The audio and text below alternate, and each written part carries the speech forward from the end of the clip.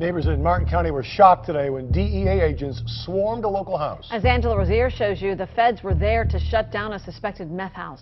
Deputies with the St. Lucie County Sheriff's Office, as well as DEA agents, responded to this home off of Elmar Drive. They posted a warning sign letting people know not. This is a story about a phone call. A phone call that lasted 4 minutes and 11 seconds. Two men on a routine line that one of them did not know was being listened to, talking about nothing in particular. The weather, a family wedding, a delivery that had gone smoothly. The kind of call federal investigators listen to 100 times a week and quietly file away. But somewhere in the middle of that 4 minutes and 11 seconds, one of the men said a single sentence that the DEA analyst on the listening post would not forget for the next 14 months. He said, "Tell our friend at the gate the cargo will be cold this week. He knows what to do." And then the call ended. The analyst flagged it. The flag traveled up the chain. And what followed was one of the longest, quietest federal investigations the southeastern United States had run in a decade. It ended at midnight on a beach house in a private gated community in Key Biscayne, Florida. Let me back up, because the story really starts in March of the previous year. That is when DEA analysts in their Southeastern Regional Operations Center first intercepted the call.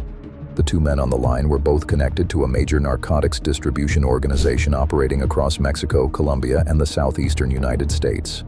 The DEA had been tracking the organization for years. The wiretap that captured the call was part of a long-running federal investigation that had so far produced steady, modest results. The sentence about the cargo being cold caught the analyst's attention because it did not match the way the organization usually moved its shipments. Their pattern, across years of intercepted communications, had always involved dry container freight, agricultural cover, industrial equipment cover, never refrigerated cargo, never cold. And the phrase, "our friend at the gate," that was not a phrase the analyst had heard in any of the previous intercepts. The organization did not have a friend at the gate. Or at least, the federal investigators tracking them did not believe they did. It took 14 months.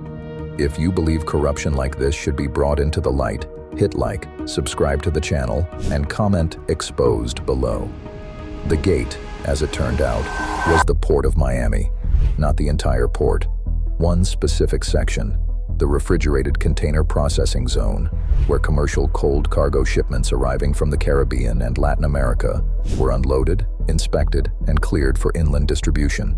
The friend, as it turned out, was the man in charge of port security operations at the entire Port of Miami. His name was Hector Casillas. 60 years old, 26-year veteran of port security operations. Promoted to Chief of Port Security at the Port of Miami 9 years earlier. 2 commendations from the Florida Department of Law Enforcement. The kind of man who showed up at community fundraisers, who spoke at maritime industry conferences, who had a desk drawer full of plaques. The kind of man, in other words, who would have been almost impossible to investigate without first having a single sentence to start from. Federal investigators worked backward. They pulled every cold cargo shipment that had cleared the Port of Miami refrigerated container processing zone over the previous 9 years. They cross-referenced those shipments against active intelligence on the narcotics distribution organization the wiretap had originated from. They cross-referenced again against the trafficking networks of 3 other organizations operating in the same corridor. The numbers that came back surprised even the senior task force investigators. Across a 9-year window, approximately 7,400 refrigerated cargo shipments had moved through the port's cold processing zone with internal port security clearances that traced back to Casillas' command authority. Of those 7,400 shipments, approximately 4,200 were associated, by destination address or receiving company, with active narcotics distribution and bulk currency movement operations across Florida, Georgia, Alabama, Tennessee, and the Carolinas. The combined wholesale value of the contraband that had moved through the port over the 9-year window came out to approximately $3.2 billion. That number is worth letting sit for a moment. $3.2 billion through a single port security command authority over 9 years, with the trigger for the entire investigation being one 4-minute phone call about a wedding. The payment chain that had compensated Hector Casillas worked the way these things almost always work. Not because the people building them are unimaginative, but because the structure is what it is. The payments came through a layered network of shell companies registered across Florida, Delaware, the Cayman Islands, and Panama. 28 companies in total. The names were the kind of names you have to look at twice to remember. South Florida Maritime Compliance Advisors, LLC, Biscayne Port Logistics Services, Atlantic Refrigerated Cargo Consulting Group. Names designed to disappear into a Google search result. Several of the shell companies operated, on paper, as compliance consultants, maritime freight consultants, cargo screening process advisors. Each of them filed quarterly reports. Each of them paid taxes. Each of them looked exactly like the dozens of legitimate consulting firms working at every major U.S. port. In practice, they existed to take in cartel money and move it somewhere quieter. The payments came in from the trafficking organizations on a recurring schedule. They moved through layered secondary accounts in Miami, Tampa, Atlanta, and Charlotte. They consolidated in 2 offshore banking institutions, one in the Cayman Islands, one in Panama. And then they came back into the United States, slowly, through real estate purchases. The real estate is where the case really came together for the financial analysts, because real estate eventually has to be physically connected to a person. And the people on the deeds, once you peeled back the corporate ownership layers, kept tracing back to Hector Casillas. A 6,800 square foot beach house on a private cove in Key Biscayne, purchased 5 years earlier for $4.4 million in cash through a corporate trust. But here is the thing about Hector Casillas. He was a port security chief, a competent one by all accounts. 26 years in maritime security. He understood the operational side of his job extremely well. He did not understand the financial layering required to hide $3.2 billion from federal scrutiny. Someone else did. At 2:18 p.m., on the day the task force was preparing the raid warrants, FBI cyber analysts traced the encrypted communications channel that had coordinated the port security clearances with the trafficking organizations. The channel had been routed through a private server registered to a maritime security consulting firm called South Atlantic Compliance Strategies, LLC, operating out of a commercial office in Coral Gables, Florida. You can probably already guess what kind of person owned it. Elena Trevor, 59 years old, former senior director for maritime operations at U.S. Customs and Border Protection. Before that, 15 years as a senior policy advisor at the Department of Homeland Security, with a specialization in maritime port security protocols. Before that, 11 years as a port security operations officer at 3 major southeastern U.S. ports, including for 4 years, the Port of Miami itself. Elena Trevor had spent over 26 years on the federal side of the maritime port security system. She had personally written significant portions of the operational guidelines that governed port security chief-level clearance authorities, refrigerated cargo screening protocols, and federal port inspection coordination procedures. She had retired from federal service 8 years earlier. Within 10 months of her retirement, the first of the 28 shell companies had been registered in Delaware. Inside the encrypted communications archive, her code name was The Steward. A message in the archive, written 3 years into the operation, read, "Port security is not a barrier. Port security is a procedure. We do not break the procedure. We become the procedure." Hector Casillas signed the clearances. Elena Trevor had built the procedure that made every clearance look exactly like every other clearance. The raid happened on a Thursday night. At 11:42 p.m., a federal judge in the Southern District of Florida signed simultaneous search and arrest warrants for 15 locations across South Florida and into Northern Florida. At 11:58 p.m., the order went out. Execute. The midnight timing was not random. The task force had been watching Casillas' pattern for months. They knew he would be at the beach house. They knew his wife was visiting family out of state that week. They knew the property's private security shift changed at midnight, which created a brief window where the rotation would be at its weakest.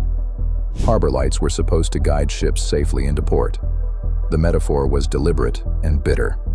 The harbor light file contained the complete operational architecture of the smuggling corridor, a 9-year shipment-by-shipment record of every refrigerated container clearance manipulated, every bribe payment received, every offshore account funded, every U.S. property purchased through the laundering chain, and every operational decision Hector Casillas had personally authorized. It also contained the insurance partition Elena Trevor had built for herself, payments to Casillas, communications with the trafficking organizations, personal financial records covering Trevor's own offshore proceeds across the full 9 years. Trevor had built the partition for the same reason every architect in these cases builds one: control. If Casillas ever tried to walk away or shift blame, Trevor had enough documentation to destroy him before he could destroy her. That documentation now belonged to the federal government. By 3:14 a.m., 49 individuals were in federal custody: Hector Casillas, Elena Trevor, 3 senior port security officers operating beneath Casillas, 6 senior staff members at 3 of the Shell Company maritime compliance contractors, 5 corporate intermediaries who had managed the offshore formations and consolidation accounts, 3 real estate attorneys who had structured the U.S. property purchases, 12 representatives of the 3 trafficking organizations that had been the operation's primary clients, 4 offshore banking liaisons based in southern Florida. 15 additional arrests followed over the next 48 hours as the network's full structure was mapped across the southeastern corridor. Assets frozen domestically, $740 million. Offshore accounts flagged through international cooperation agreements. An additional $830 million under active legal proceedings. The Cayman Islands and Panama consolidation accounts remained under formal recovery proceedings. The 28 Shell companies were placed under federal asset seizure. The Sonoma County Vineyard, the Key Biscayne Beach House, the Coconut Grove Residence, the Florida Keys Vacation Home, and 4 additional properties were placed under federal seizure orders. The Hialeah Coordination Facility was permanently shuttered. The Port of Miami's refrigerated cargo security clearance pathway was suspended and rebuilt.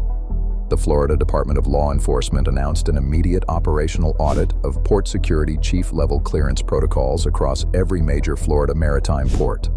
U.S. Customs and Border Protection announced a parallel federal audit at the national level.